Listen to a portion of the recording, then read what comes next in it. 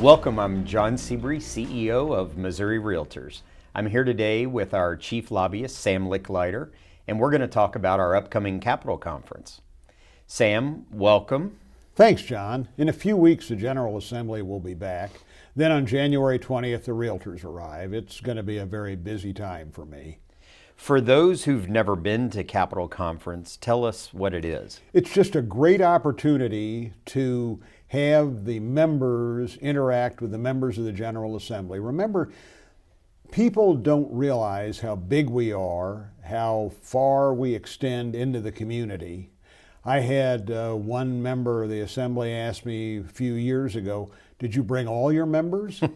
I said, "No, I can do this every day with a different group of people until the end of session." It makes a difference. That's great. Why do we hold Capitol Conference so early? Wouldn't it make sense to maybe wait until we know what some of the issues are going to be during the session? Well, Capitol Conference is early, but because it's early, the members of the House and Senate aren't as busy. They can take the time to discuss issues, and there aren't as many events going on. You get a little later into the day, into the year, and everybody's got something going. Right. So tell us a little bit about what's planned for this year's Capitol Conference. Well, the schedule's on the website, so I'm going to cover just the high points and very quickly. Begin at 10 o'clock with new attendee training. This gives the first-timers and anyone else a quick overview of what's going to happen and how to make the most of their time with legislators. At 11, we'll have our constitutional amendment kickoff. There will be an update on where we are on signature gathering and information on the role of our members in this important effort. Noon, we'll have lunch all together this time. Last year, we split it up. We're going to have a special panel discussion, which should be kind of fun. Great. 1 to 2, we've scheduled 3 breakout sessions. The guy with his hair on fire is going to be me. We can go over the issues in smaller groups. 2 o'clock, the Realtors head for the Capitol. There will be buses. We are hoping for good weather. Your regional advocacy director will work with your local association to figure out the best way to schedule appointments with your legislators. 5 and 7, we're going to have a reception where you can meet and discuss issues in a more relaxed setting.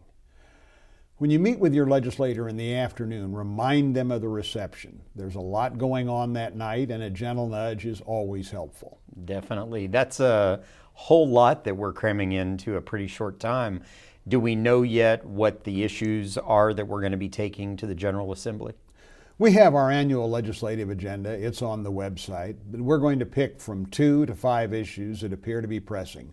We'll have briefing sheets for those, but they won't be ready until after the first of the year. In fact, not until the 13th of January. So why the 13th of January and why not sooner? On the 13th, we're going to have a web-based town hall meeting, which was very successful the last time we did it. We'll cover all of the issues then. If we do it earlier, we're probably going to miss a major issue filed on the first or second day of session. This event is too important to waste. Having constituents, that is, people who can actually vote for you, express an opinion tends to focus the mind very carefully.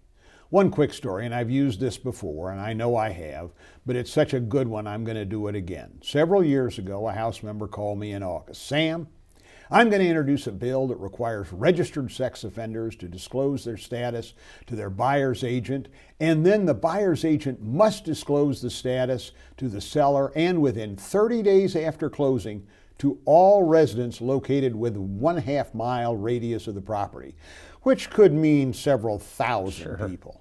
I told him we would oppose the bill. We went back and forth. I had members in his district call him, used every tool we had, but he was absolutely dead set on it.